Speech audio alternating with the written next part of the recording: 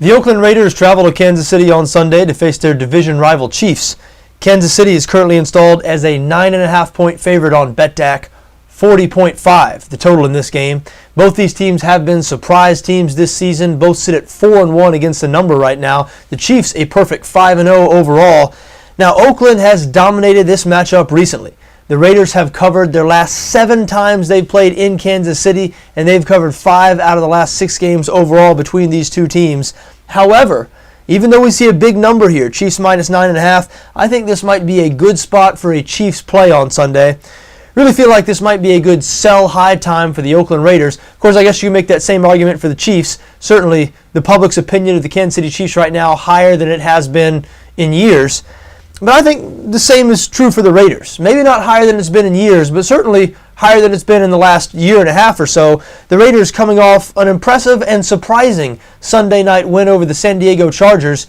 And so I think people are now looking at this team and saying, hey, what do we have here? We might have something. They're playing better defense than people thought they would after they entered the season with 9 new defensive starters.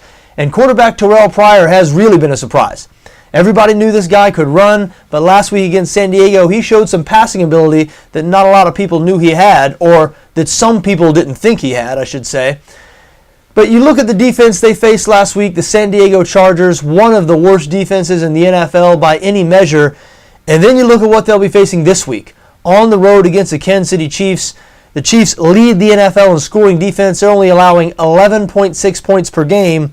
Meanwhile, the Raiders averaging less than 20 points per game. So you don't like the matchup at all here for Oakland's offense, especially with Darren McFadden, their best offensive player, once again questionable with that hamstring injury. It's just tough to imagine the Raiders consistently moving the ball in this game. And on the other side of the ball, even though they've been playing okay defensively, they're certainly not great. They rank in the bottom half of the league in both total defense and passing defense. And the Chiefs' offense seems to be getting better every week. Since their only subpar offensive performance of the year, which was week 2 in their 17-16 win over Dallas, the Chiefs have been playing well offensively, averaging 27.6 points per game. Jamal Charles has emerged as one of the NFL's best running backs. He's a perfect fit in Andy Reid's scheme. So again, even though this is a big number, and even though Oakland has had a lot of recent success in this matchup, I think the Chiefs are a good bet to cover 9.5 on Sunday, and I also lean towards under 40.5 in this game.